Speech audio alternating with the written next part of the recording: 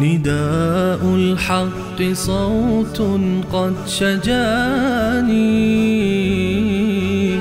وبلغني الحقيقة والأماني وكان لي السبيل إلى المعالي ونورا للهداية والبيان.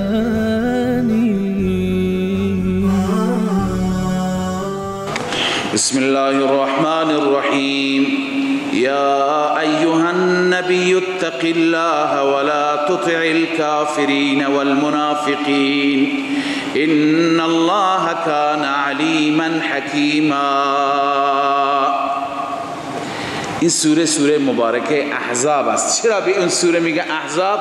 مشخصه. احزاب در زبان عربی هم به معنی احزاب، در فارسی هم به معنی احزاب، یعنی تمام حزبها و گروهها جمع شدند به زعم خودشان و به گمان خودشان که کار اسلام را و کار دین را یکسر بکنند، خاتمه بدند. جریان اونها در این سوره بیان شده. از یهودی ها گرفته تا منافقین رفتند مشرکین مکه را و قبائل دیگر را همه را تحریک کردند. یک لشکر بسیار بزرگی تشکیل دادند، آمدند مدینه را محاصره کردند، جنگ احزاب را خلق کردند. این جنگ احزاب هم میگویند، جنگ خندق هم میگویند. تفصیل این جنگ و واقعا این سوره را که انتخاب کردیم یکی از سوره های آموزنده هست.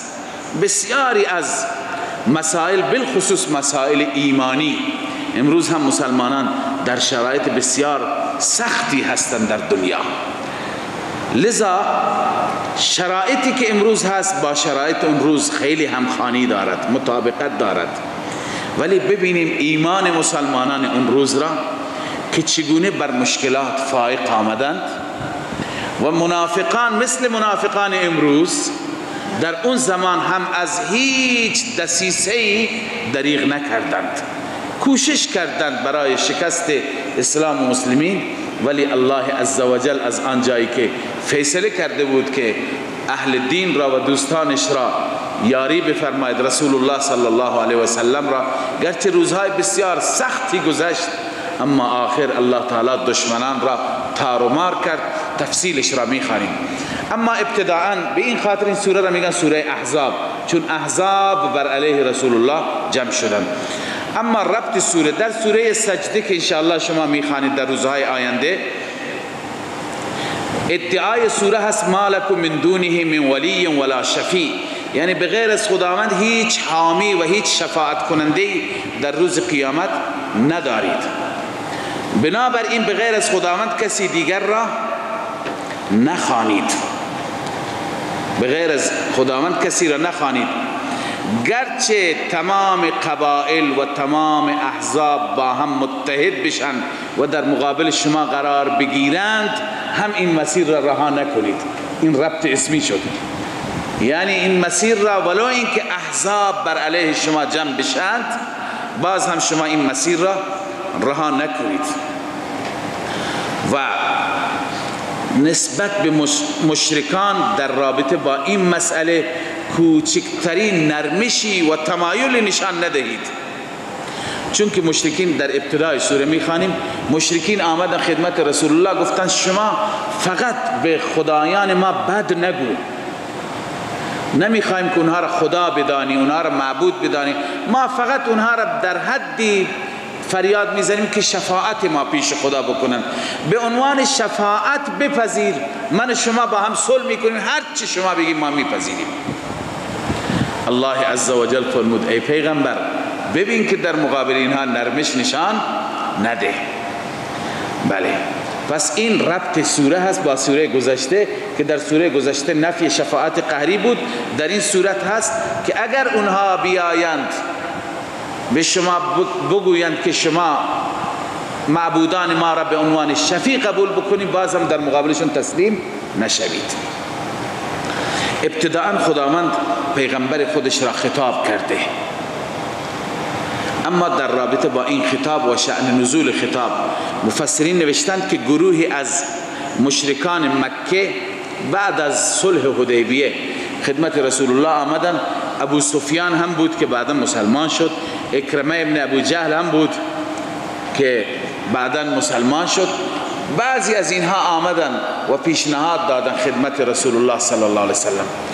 گفتن که همین پیشنهادی که عرض کردم، من و شما آخر به یک جای باید با هم دیگر توافق بکنیم، ما از بقیه ادعاهای دست بردار میشیم، فقط شما معبودان ما را شفیع بدانید، شفاعت کننده بدانید، بیشتر از این نه. ما هم کاری دیگه با شما نداریم، آزاد هستید درباره خدا، هر چی تبلیغ میکنی تبلیغ بکن. خداوند عزوجل با سختی به آن حضرت صلی الله علیه وسلم تذکر داد، مبادا اطاعت بکنی، ذره اطاعت نکن از اونها. بعضی دیگه گفتن وقتی که رسول الله به مدینه آمد، چون بحث مدینه بود، یهود بنو قریظه و یهود بنو نذیر و بنو قینقاع آمدن خدمت آن حضرت صلی الله علیه و سلم و اونها چنین چیزی مطرح کردند. لذا الله تعالی فرمود یا ایها النبی اتق الله، ای پیغمبر از خدا بترس، از خدا پروا بکن. اتق الله، بعضی گفتن خطاب رسول الله راست، مراد امته. خیلی جاها خداوند پیغمبر را خطاب میکنه، منظورش امت است. یا ایها النبی اذا طلقتم النساء، ای پیغمبر وقتی که شما زنها را طلاق دادید این گونه. خب پیغمبر هیچ زنی را طلاق نداد، منظور امت است. یا مثلا الله تعالی میفرماید لئن اشرکت لیحبطن عملک، اگر با خدا شریک قرار دادی همه اعمال تباه و نابود میشه. خب خطاب به رسول الله است ولی منظور امته. اینجا هم چنین بعضی گفتن یا ایها النبی اتق الله، ای نبی از خدا بترس، ولا تطع الكافرین والمنافقین، اطاعت نکن کافران را و منافقان را، کافران اهل مکه و منافقان اهل مدینه. ان الله کان علیما حکیما، بدون شک خداوند علیم هست، دانا هست و حکمت دارد. ببینید اینجا خطاب رسول الله را است، ولی علمای امت در هر دوری و در هر عصری این خطاب متوجهشون هست.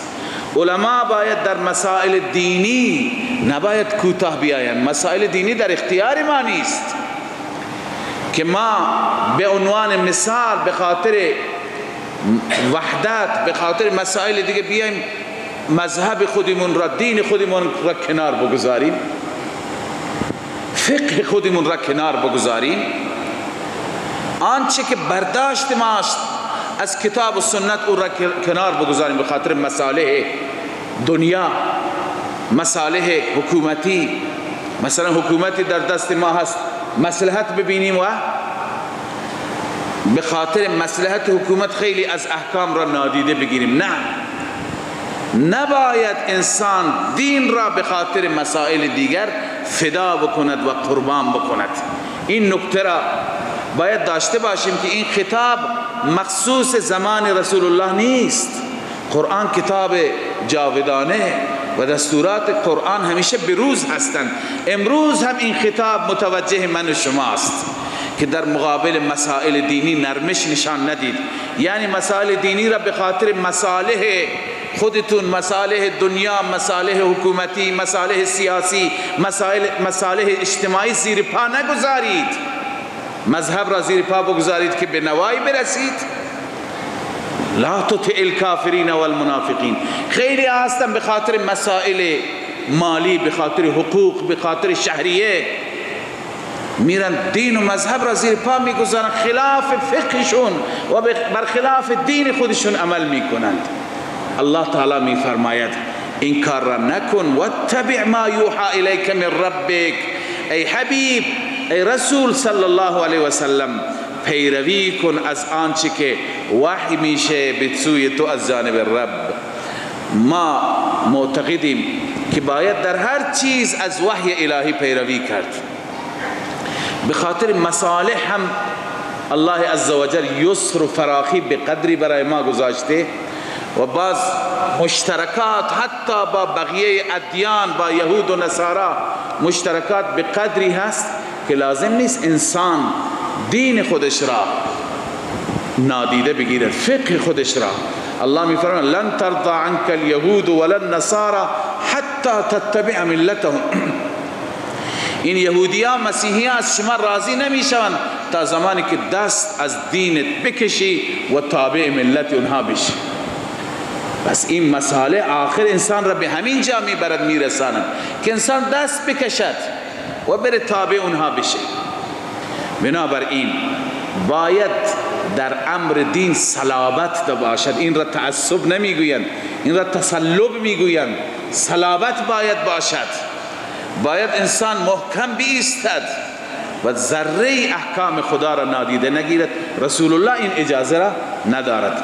واتبع ما یوحى الیک من ربک، پیروی کن آن چیزی که وحی می شود به سوی شما از جانب ربت. ان الله کان بما تعملون خبیرا. همانا الله عزوجل به آنچه که شما عمل میکنید خبیر هست. این خواسته مشرکین را علامه آلوسی با این کلمات تعبیر کردن. میگه مشرکین آمدن خدمت رسول الله، قالوا لرسول الله ارفض ذکر آلهتنا. یا رسول الله ترک بکن ذکر معبودان ما را، و قل انها تشفع و تنفع. بگو آنها میتوانند نفع برسانند و شفاعتشون فقط قبول میشه. اگر همین یک جمله را گفتی، کوتاه آمدی، و ندعوک و ربک، ما تو را و پروردگارت را میگذاریم، هر چی که فعالیت میکنی آزاد. فشق ذلك علی النبی والمؤمنین. این پیشنهاد اینقدر بر رسول الله و مؤمنین سخت گذاشت که وهموا بقتلهم، خواستن ابو سفیان بکشند. خیلی ها شمشیراشون در آوردن. رسول الله گفت به خاطر خدا ما با هم پیمان داریم، دیروز در حدیبیه با هم پیمان بستیم. یا رسول الله پیشنهاد میده که ما بیایم خدایانشون را تایید بکنیم. ببین مسلمان باید چنین صلابت داشته باشه. هر کسی پیشنهاد میده که از دینت یک مقداری دست بکش، یک مقداری عقب نشینی بکن، عیناً مثل همون پیشنهاد ابو سفیان قبل از اسلام میشه. لذا یکی بین و یکی دان و یکی گو، یکی خواه و یکی خان و یکی جو. انسان باید فقط طالب یک خدا باشد. هر کسی را انسان نمیتونه راضی بکنه. الله تعالی در آیات آینده هم میگه ما جعل الله لرجل من قلبین فی جوفه. در جوف یک انسان، در درون یک انسان خدا دو قلب نگذاشته که هم عقیده توحیدیه را بخواهی داشته باشی، هم اونها را مسیحیان و یهودیان را هم بخواهی راضی بکنی. نخیر، این چنین ممکن نیست. لذا الله می فرماید و توکل علی الله. اگر از عواقب می ترسی، از خطرات می ترسی، توکل بر خدا بکن. و کفا بالله وکیلا. الله کافی هست از نظر کارساز. این آیات باید ایمان ما را اصلاح بکند، درست بکند. انسان باید مداهنت نکند، باید بر خدا توکل بکند. خداوند از همه گزندها انشاءالله حفاظت می فرماید. ما جعل الله لرجل من قلبین فی جوفه. الله می فرماید که جمع نفرموده الله برای هیچ مردی دو قلب در دلش، در درونش، در جوفش. دو قلب هیچ که نداره، یک خدا. ایمان هم باید یکی باشد، به دو چیز ایمان نمیشه آورد. لذا میگه لا یجتمع الکفر والایمان بالله فی قلب، هم کفر به خدا باشد، هم عقیده شرکی باشد، هم عقیده توحیدی باشد در یک قلبی. کما لا یجتمع قلبان فی جوف، چنانچه دو قلب نمیتواند در یک جوف و در یک سینه قرار بگیرد.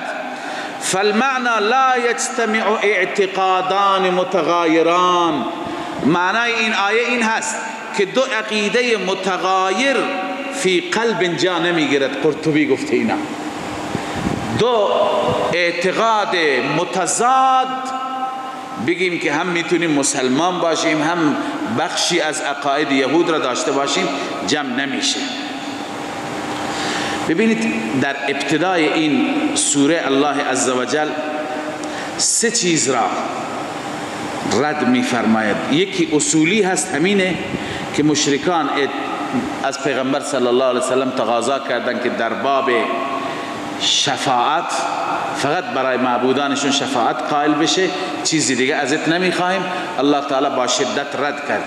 دو چیز دیگه در جاهلیت بود، اونها را هم خدای تعالی اینجا رد کرد. یکی این بود که در جاهلیت اگر کسی با زنش زهار میکرد، شما در سوره مجادله به تفصیل خواندید، زهار میکرد یعنی زنش را به مادرش تشبیه میداد. خب در زمان جاهلیت این دیگه حرمت معبده میشد، یعنی برای همیشه اون زن بر او حرام میشد، چون او را مادر گفته دیگه، برای همیشه بر او حرام میشد. خب شما خواندید در ابتدای سوره مجادله که صحابیه پیش رسول الله آمد، گفت یا رسول الله من این همه بچه دارم، شوهرم الان به من گفته تو مثل مادرم هستی. رسول الله چون که اختیار نداشت در احکام خدا تغییر بیاره، از خود چیزی بگه، رسول اکرم صلی الله علیه و آله فرمود که بر من چیزی در این باب نازل نشده و فکر نکنم راهی دیگه باشه مگر اینکه تو حرام شدی بر او، برای همیشه حرام شدی. این عجوزه، این پیرزن رفت گریه کرد، شکایتش را پیش خدا آورد. قد سمع الله قول التي تجادلك في زوجها وتشتكي الى الله. قرآن در سوره مجادله گفته، الله میگه خداوند سخن اون را شنید. ای رسول الله آمد با شما بحث کرد، از شما ناامید شد، و تشتکی الی الله، آخر شکایتش را پیش خدا برد، خدا هم برایش راهی هموار کرد. لذا الله فرمود این که کسی به زنش بگه مادرش نمیشه، این سخن دروغه، با این سخن مادر نمیشه. لذا این انسان که چنین کلمه سنگین گفته بره کفاره زهار بده که اونجا خواندید، و بعد از اون زنش هست. خب اینجا همون رسم را الله تعالی دومین چیز اون را بیان می‌فرماید، و ما جعل ازواجکم اللائي، و قرار نداده خداوند همسران شما را، اللائي تظاهرون، آنهایی که شما با آنها زهار میکنید، منهن با آنها، امهاتکم، مادران واقعی شما نیستند. اینا کی گفته مادر شما میشند؟ بلکه اونجا هست ان امهاتهم الا اللائي ولدنهم، مادر اونه که انسان را بزاید، انسان از اون متولد بشه، این زنت هست. با این کلمه مادر گفتم مادرت نمیشه. رسم سوم که در میان جاهلان عرب بود، پسرخوانده که مثلا کسی را به فرزندی میگیرد، فرزندش نیست ولی میگه که تو از این به بعد پسر من، با هم عقد پدری و پسری میبندن. در جامعه ما هم عرف است، میگه ما پدر و پسر دینی هستیم، برادر و برادر دینی هستیم. این عقد پسرخواندگی در زمان اسلام و قبل از اسلام بود، حتی در زمان اسلام. رسول الله صلی الله علیه و سلم برده‌ای داشت به نام حضرت زید ابن حارثه، پدر حضرت اسامه بن زید. زید در واقع داستان زید انشاءالله میاد به تفصیل بیان میکنم، ولی زید برده حضرت خدیجه بود. خدیجه از بازار مکه به پول گرفته بود. بعد از اینکه با رسول الله عقد کرد و ازدواج کرد، زید را به رسول الله بخشید. رسول اکرم صلی الله علیه وسلم زید را آزاد کرد و پسر خودش قرار داد. بعد از اون نمی گفتن زید ابن حارثه، خب پدرش معروف بود در ملک خودش که بعدا میاد داستانش، می گفتن زید ابن محمد. خب این پسر خانده آیا واقعا پسر میشه؟ قرآن میگه نه. فردا همین زید اگر زنی داشت و زنش را طلاق داد، پدرش یعنی محمد صلی الله علیه وسلم میتونه با همسر زید ازدواج کنه. چنانچه همین امر اتفاق افتاد. الله تعالی میخواست این رسم جاهلیت را از بین ببرد، این کار را توسط رسول الله انجام داد. مسئله چنین شد که رسول اکرم صلی الله علیه وسلم دختر عمه‌اش حضرت زینب را به عقد زید در آورد. زینب نمیخواست، چون زید برده بود، غلام بود، گرچه در واقع برده نبود، از عربهای اصیل بود، ولی خب دزدیده بودن او را. آخر رسول الله به زینب و برادرش گفت که با زید ازدواج کند. زینب آخر زینب تن داد به ازدواج کرد. بعد از اینکه ازدواج کرد، خداوند میخواست که این مسئله به همین شکل پیش بره. بعد از اینکه ازدواج کردن ناسازگار شدند، هر کاری کردن. حتی رسول الله دوست نداشت که زید طلاق بده. قرآن هم میگه، خداوند عزوجل اینجا از قلب رسول الله داره میگه خدا میدونه تو در دل دوست نداشتی که اون طلاق بده. چرا؟ چون رسول الله احساس خطر کرد که خداوند بعد از اون به من میگه تو زینب را عقد کن. بعدن در مقابل این همه مردم که بگن عقد کرد با زن فرزندش، چه جوابی بدم؟ به این خاطر رسول الله نمیخواست عقد بکنه، ولی الله این زمینه را فراهم آورد. آخر ناسازگار شدند، زید و زینب از هم جدا شدند، طلاق داد. تا اینکه طلاق داد، مدتی که گذشت، خداوند به رسول الله گفت زینب را عقد کن. یکی از ازواج و همسرانی که دستور عقدش در آسمان داده شد حضرت زینب بود. لذا این بر پیغمبر خیلی سنگین شد. عقد کرد، مشرکین اون چی که باید میگفتند گفتند، اعتراضات شروع شد. الله عزوجل اینجا میفرماید از این به بعد حق ندارید اینها را پسران پدرهای خاندهشون بگویید. نباید بگویید زید ابن محمد، نه، این ابن محمد نیست، پدرش اون کسی هست که این از اون متولد شده. بگید زید ابن حارثه. یکی دیگه از غلام ها بود، مولا، عرض کنم که مولای ابو حذیفه، گفت که اون را میگفت ابن ابو حذیفه، سالم، ببخشید، سالم ابن ابی حذیفه میگفتند. آخر گفتن نه، چون ابو حذیفه این سالم را آزاد کرده بود و بعدا فرزند خودش قرار داد. گفتن نه، از این به بعد نگید سالم ابن ابی حذیفه، بگید سالم مولا ابی حذیفه. سالم یعنی غلام آزاد شده ابو حذیفه. پس خداوند فرمود و ما جعل ادعیاءکم ابناءکم. ادعیا جمع دعی هست، دعی یعنی پسر خانده. الله قرار نداده پسر خانده های شما را فرزندان شما، اینا فرزند شما نیستند. ببین اینجا یک مسئله ما هم برداشت بکنیم، استنباط بکنیم. در جامعه ما هستن بعضی ها این پدری و پسری را با هم دارن، بعضی ها برادری و برادری دارن و بعضی متاسفانه برادری و خواهری دارند. یعنی میگم ما برادر و خواهر دینی هستیم. خب آیا برادر و خواهر دینی شد اون وقت میشه محرم هم دیگه؟ آیا زن میتونه آزاد جلوی این مرد که بگه برادر دینی من است ظاهر بشه؟ خداوند میفرماید اینی که خودش را پسر رسول الله قرار داده، میگه از این به بعد نگویید پسر رسول الله، بگید زید ابن حارثه. پس چطور این خواهر دینی، همه خواهران دینی ما هستند، اما اینطور خواهر نمیشه که فردا بگه محرم ما هست. نخیر، نمیتونه جلوی انسان بی پرده باشد.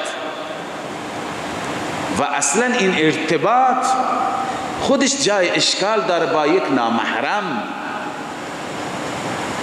چون که گرچه برادر و خواهر دینی هستیم همه ما با هم دیگر، ولی ارتباط گرفتن با نامحرم، به تنهایی صحبت کردن و خلوت کردن، این خودش داعیه حضور شیطان هست. رسول الله فرموده سومی اونجا شیطان هست. لذا الله می فرماید و ما جعل ادعیاءکم ابناءکم، خداوند قرار نداده پسر خانده های شما را فرزندان شما، ذالکم قولکم بافواهکم، این در واقع سخن شماست با دهان شما، یعنی با زبان میگی با دهان میگی، واقعیتی ندارد. والله یقول الحق، الله حق را میگوید، رو در بایستی نداره با هیچ کسی. و هو یهدی السبیل، اون ذات شما را راهنمایی میکند به راه درست.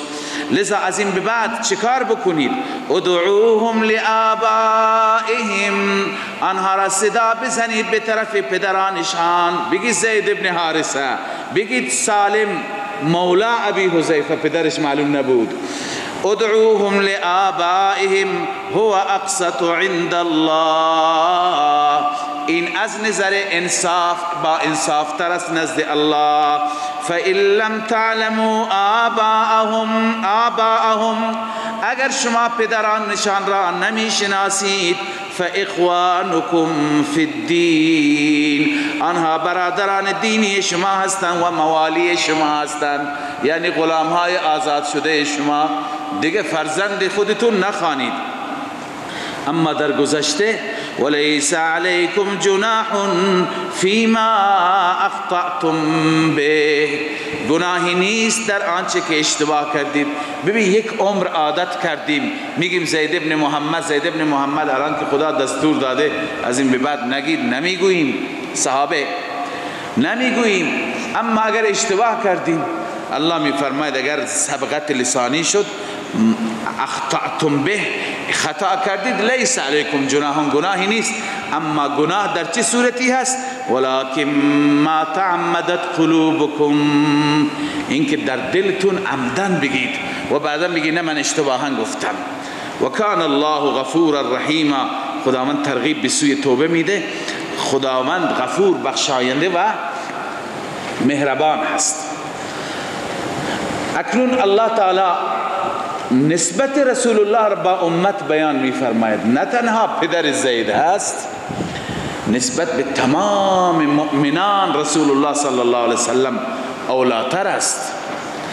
النبی اولا بالمؤمنین، نبی اولاتر و نزدیکتر است به مؤمنین من انفسهم، از خودشان، از جانهایشان. حتی رسول الله به ما گفته بر اساس همین آیه لا یؤمن احدکم، هیچ یک از شما نمیتوانید مؤمن باشید، حتی اکونا، حتی که من محمد باشم، احب الیه من والده و ولده و الناس اجمعین، من محبوب تر باشم هم از پدرش، هم از فرزندش و هم از همه مردم. یعنی تا زمانی که رسول الله از پدر ما برای ما محبوب تر نباشد، از فرزند ما برای ما محبوب تر و از همه مردم، تا اون زمان ما مؤمن نمیتوانیم باشیم. لذا الله فرموده اولا بالمؤمنین من انفسهم، حتی از خودشان، از جانهایشان رسول الله چی هست؟ اولاتر است، دوست داشتنی تر است، محبوب تر است. و ازواجه امهاتهم، می فرماید همسران رسول الله مادرانشان هستند. ببین امهات المؤمنین همسران رسول الله از نص صریح قرآن مجید ثابته. لذا قرآن صراحتا میگه خدیجه ام المؤمنین است، عایشه ام المؤمنین است، حفصه ام المؤمنین است، زینب ام المؤمنین هست. اینا همه امهات المؤمنین. الله گفته و ازواجه امهاتهم، مادر تمام مؤمنین، مادر تمام مؤمنین فرمود. از چه نظر مادر هست؟ از نظر تعظیم و احترام، نه از نظر حجاب. ما مادر ما از ما حجاب ندارد، پیشش میریم.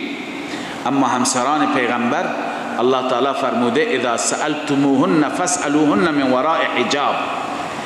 این مادران مؤمنین را وقتی سوال میکنی از پشت پرده سوال بکنید. پس این مادر بودن در حد تعظیم و احترام هست، نه از نظر محرم بودن. خب یک مسئله که اینجا میخوام عرض بکنم، آیا وقتی که مادران ما هستند ما اونها را باید ام المؤمنین بگیم؟ قرآن گفته دیگه ما کی هستیم که نگیم. اما آیا دخترانشان میشه بگیم که اخوات المؤمنین، خواهران ما هستند؟ آیا برادرانشان را میتونیم که بگیم اخوال المؤمنین، دایی های مؤمنین؟ ببین علما فرمودن گرچه بعضی استعمال میکنن، به حضرت معاویه میگن خال المؤمنین، دایی مؤمنان، چون که برادر ام المؤمنین ام حبیبه بود. ولی خب ببین چیزی که از قرآن ثابته فقط درباره مادران هست، بیشتر از اون نیست. لذا دختران رسول را نمیشه گفت اخوات المؤمنین، یعنی خواهران مؤمنین. و عرض کنم برادر خانم های رسول الله را نمیشه گفت که اخوال المؤمنین، دایی های مؤمنین، بلکه فقط درباره امهات آمده و بس. و اولو الارحام بعضهم اولا ببعض فی کتاب الله من المؤمنین والمهاجرین. این آیه هم حکایت از چیزی دارد، خلاصش را خدمت شما عرض بکنم که ابتدا وقتی که صحابه آمدند هجرت کردند به مدینه منوره، بین مهاجرین و بین انصار رسول الله صلی الله علیه وسلم مواخات و برادری ایجاد کرد. یعنی این صحابی و این انصاری، این مهاجر با هم برادر.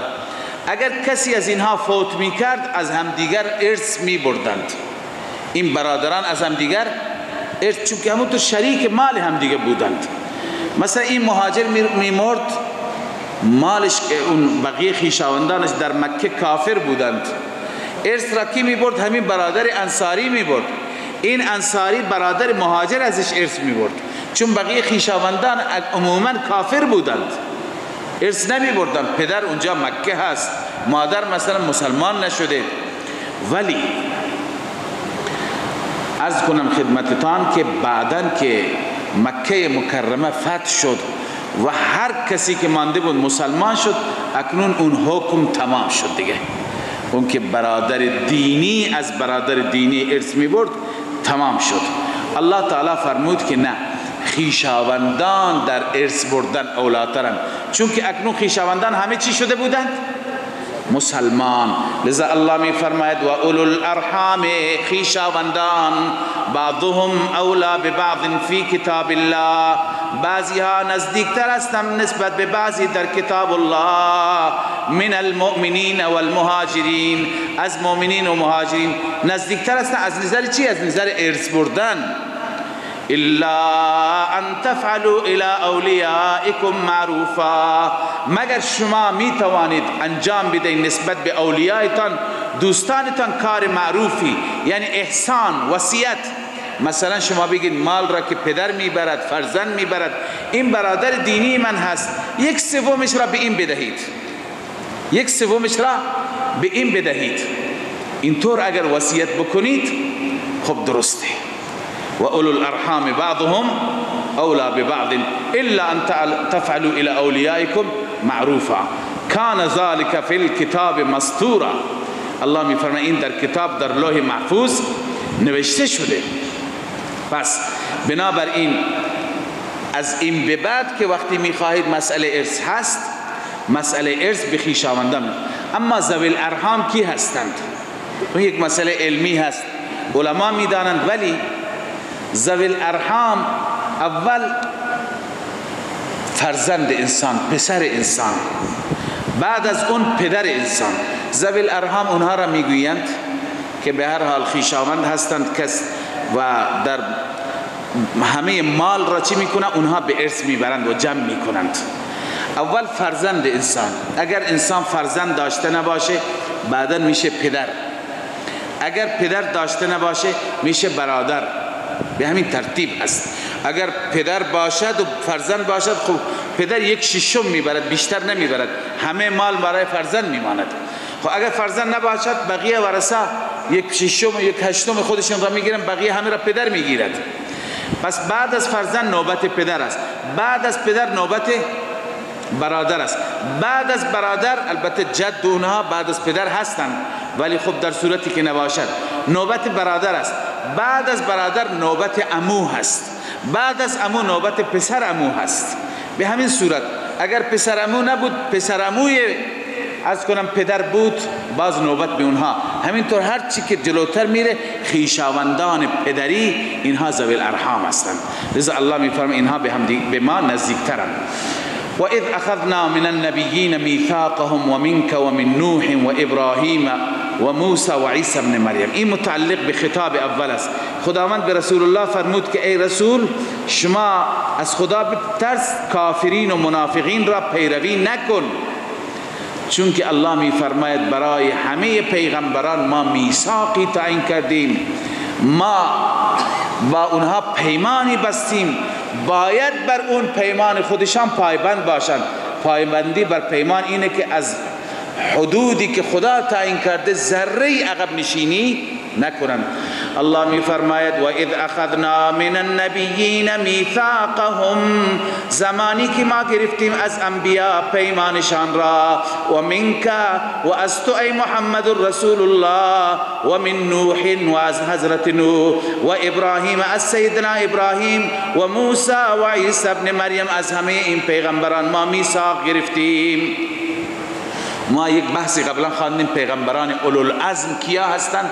بعضی گفتن پیغمبران اولوالعزم همین 5 نفرند، بعضی همه پیغمبران را اولوالعزم گفتن، ولی بعضی گفتن همین 5 نفرند.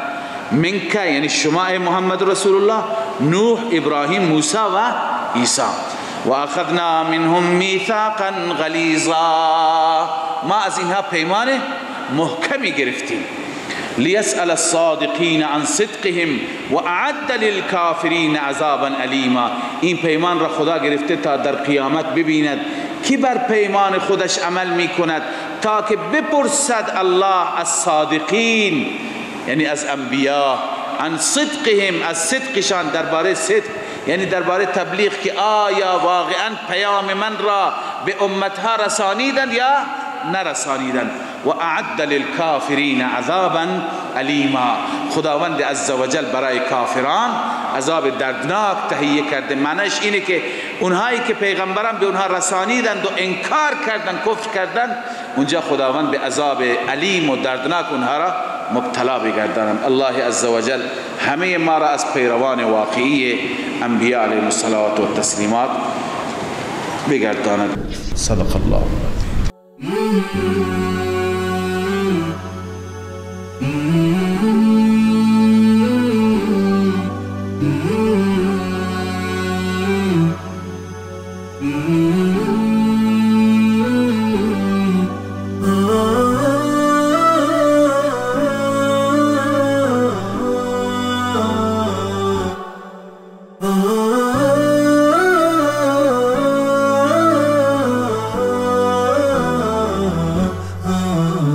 نداء الحق صوت قد شجاني وبلغني الحقيقة والأماني، وكان لي السبيل إلى المعالي، ونورا للهداية والبيان.